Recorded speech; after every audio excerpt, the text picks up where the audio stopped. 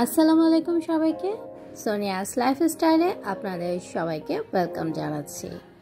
আশা করছি আপনারা সবাই অনেক ভালো আছেন। তো আজকের ব্লগটি আমি সকাল সকাল শুরু করছি। আসলে এখানে কিছু টুকটাক জিনিস নিয়ে এসেছিলাম। এটা আমি রাতেই নিয়ে এসেছি, বাট ওপেন করা হয়নি। সকালে উঠে আগে ভাবলাম এগুলো একটু ঠিকঠাক করে রাখি। তো এখানে তেমন কিছু না, জাস্ট নাস্তা বা চা, কফি, পাউডার মিল্ক, এই টাইপের জিনিসগুলোই। সো যাই হোক, এই তো। আর এখানে অনেকগুলো নুডলসটা তো সবসময় প্রয়োজন হয়।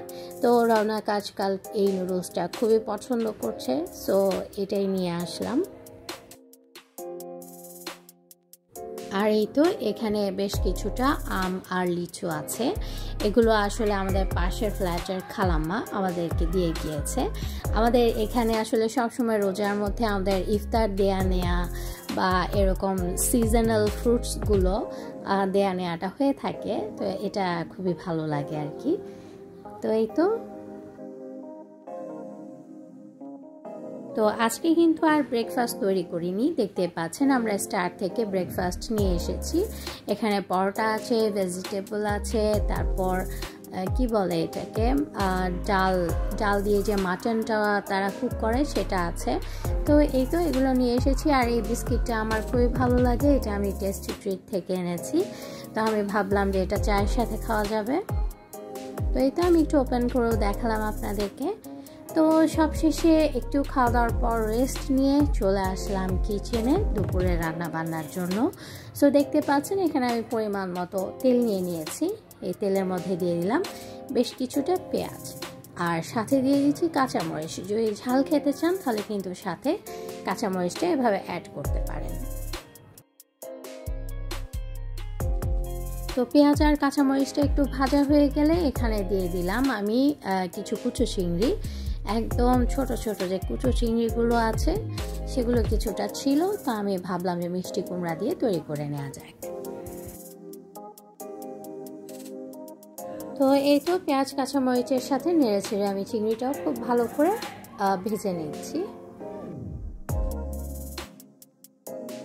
তো এ পর্যায়ে আমি এতে অ্যাড করে দিয়েছি মরিচের গুঁড়ো, হলুদের গুঁড়ো, ধনে গুঁড়ো আর জিরে গুঁড়ো। তো এরকম আসলে নর্মালি যে সব ধরনের মশলাগুলো আছে না, সেটাই এখানে অ্যাড করে দিয়েছি। তো যাই হোক, এখন নেড়েচেড়ে মশলাটাকে আমি খুব ভালো করে কষিয়ে নিচ্ছি।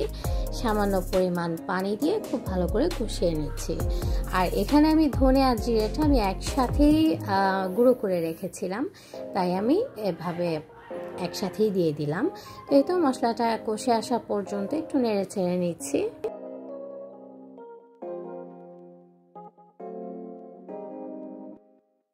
তো এই তো মশলাটা কষিয়ে নেওয়ার পর এতে আমি অ্যাড করে দিলাম মিষ্টি কুমড়ার টুকরোগুলো। মিষ্টি কুমড়ার টুকরোগুলো আমি একটু বড় করেই করেছি, যেহেতু খুব তাড়াতাড়ি মিষ্টি কুমড়াটা সেদ্ধ হয়ে যায়। আর এখানে হচ্ছে আমি মসুর ডালটা, এখানে আমি এখন কাঁচামরিচ দিয়ে দিয়েছি, আর আগে টমেটো দিয়েছিলাম। ডালটা কিন্তু একদম সেদ্ধ হয়ে গিয়েছে।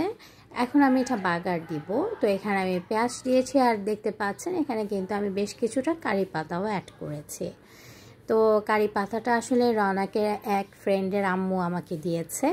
আমি এর আগে ডালে কখনো অ্যাড করিনি, তাই সো বেশ ভালো লাগে আসলে এভাবে কারি পাতা দিয়ে ডাল খেতে। তাই আমি তৈরি করে নিলাম আজকের ডালটি এভাবে। আর এই তো মিষ্টি কুমড়াটা আমি একটু চামচের সাহায্যে নেড়ে চেড়ে দিচ্ছি। এদিক দিয়ে এটা হয়ে যাচ্ছে, আর ডালটাও আমার হয়ে গিয়েছে, ভাতও রান্না হয়ে গিয়েছে। এরপর আমি আরও একটি মাছ শুধু ফ্রাই করব। এই মাছটা আসলে এভাবে ডালের সাথে খেতে খুবই ভালো লাগে। তো যাই হোক, মিষ্টি কুমড়াটা কিন্তু পানি শুকিয়ে এসেছে। এ পর্যায়ে আমি অল্প কিছুটা পানি অ্যাড করে দিচ্ছি নেড়ে ছেড়ে। দেখতে পাচ্ছেন নিচ দিয়ে কিন্তু অনেকটা লেগে আসছিল, তাই আমি বেশ কিছুটা পানি অ্যাড করে দিলাম।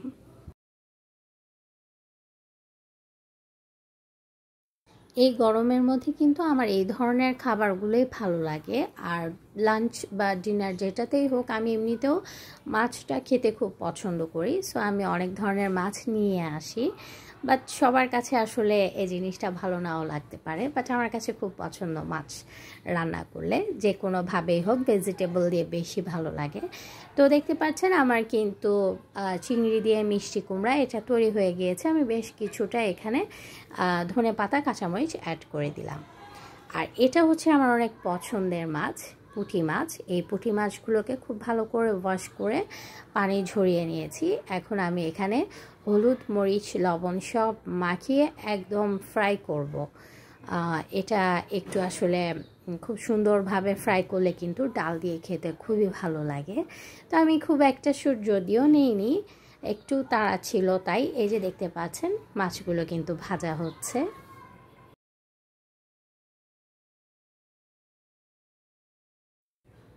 তো এই তো এভাবে পুঁটি মাছ ভাজার পর কিন্তু এটার সাথে আমি অল্প কিছুটা পেঁয়াজও ভেজে নিই। তো এই তো মাছগুলো কিন্তু একদম কুড়মুড়ে করে ভেজে নেওয়া হয়ে গিয়েছে। এখন আমি অল্প করে কিছুটা পেঁয়াজ ভেজে ওপর দিয়ে অ্যাড করে দিচ্ছি। তো এই তো এগুলোই ছিল আমাদের লাঞ্চের অনেক মজার মজার খাবার। আমার এই ধরনের বাঙালি টাইপের খাবারগুলো খেতে কিন্তু খুবই ভালো লাগে। তো যাই হোক, সন্ধ্যার পর আমরা একটু বের হলাম, হাঁটতে হাঁটতে একটু 27 নম্বরের দিকে গেলাম। তো সেখানে A1 আছে, রওনা কাম্বার ওখানকার খাবার খুবই পছন্দ করে, সো আমরা ওইখানেই চলে আসলাম। এই তো দেখতে পাচ্ছেন। তো আজকের ব্লগটি আমি আমাদের এই ঘোরাঘুরি দিয়েই শেষ করছি। পরবর্তীতে চলে আসবো নতুন কোনো ব্লগ বা রেসিপির সাথে। আল্লাহ হাফেজ।